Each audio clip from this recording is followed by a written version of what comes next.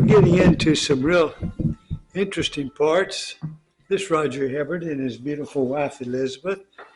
And tonight we're going to be in Numbers 22, and we're getting into some real interesting aspects of Numbers. And we're going to be talking about Balaam, Balak and Balaam. I like this. Then the people of Israel, yeah, you're right here, sweetheart. Then the people of Israel set out and camped in the plains of Moab beyond the Jordan at Jericho. And Balak, the son of Zippor, saw all that Israel had done to the Amorites. And Moab was in great dread of the people because they were many. Moab was overcome with fear as the people of Israel. And Moab said to the elders of Midian, "This horde will now lick up all that is around us, as the ox licks up the grass of the field." So Balak, the son of Zippor, who was king of Moab at that time, sent messengers to Balaam, the son of Beor, at Pethor, which is near the river, in the land of the people of Amal, to call him, saying, "Behold, a people has come out of Egypt. They cover the face of the earth, and they are dwelling opposite me. Come now, curse this people for me, since they are too mighty for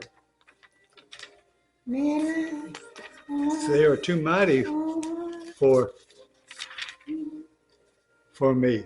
Perhaps I shall be able to defeat them and drive them from the land.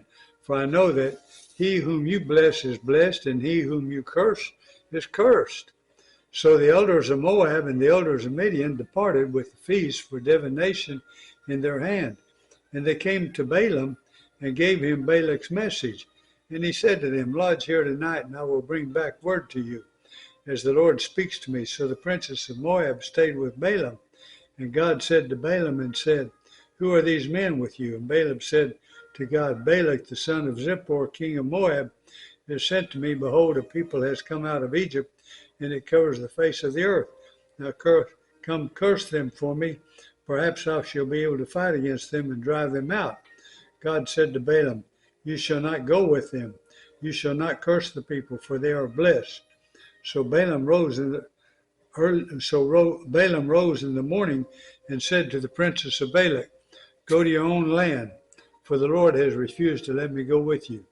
So the princess of Moab rose and went to Balak and said, "Balak refuses to come with us."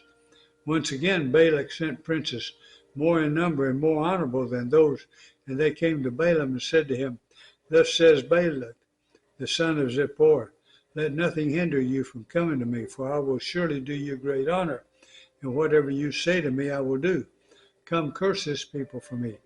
But Balaam answered and said to the servants of Balak, "Though Balak were to give me his house full of silver and gold, I could not go beyond the command of the Lord my God, to do less or more. So you too, please stay here tonight, that I may know what more the Lord will say to me." And God came to Balaam at night and said to him, "If the men have come to call you, rise and go with them, but only do what I tell you." So Balaam rose in the morning and saddled his donkey and went with the princess of Moab. But God's anger was kindled because he went, and the angel of the Lord. You know, when God tells us something, we should obey it and not try to question him or modify it, you know. This is a good lesson right here. So the angel of the Lord took his stand in the way as his adversary. Now he was riding on the donkey, and his two servants were with him. And the donkey saw the angel of the Lord standing in the road with a drawn sword in his hand. And the donkey turned aside out of the road and went into the field. And Balaam struck the donkey to turn her into the road. Then the angel of the Lord stood in a narrow path between the vineyards, with a wall on either side. And when the donkey saw the angel of the Lord, she pushed against the wall and pressed Balaam's foot against the wall. So he struck her again. Then the angel of the Lord went ahead and stood in a narrow place where there was no way to turn, either to the right or to the left. When the donkey saw the angel of the Lord, she lay down under Balaam. And Balaam's anger was kindled, and he struck the donkey with his staff. Then the Lord opened the mouth of the donkey, and she said to Balaam, "What have I done to you that you have struck me these 3 times?" And Balaam said to the donkey, Balaam's talking to the donkey. And Balaam said to the donkey, "Because you have made a fool of me, I wish I had a sword in my hand, for then I would kill you." And the donkey said to Balaam, "Am I not your donkey on which you have ridden all your life long to this day? Is it my habit to treat you this way?" And he answered, "No." Then the Lord opened the eyes of Balaam, and he saw the angel of the Lord standing in the way with his drawn sword in his hand. And he bowed down and fell on his face.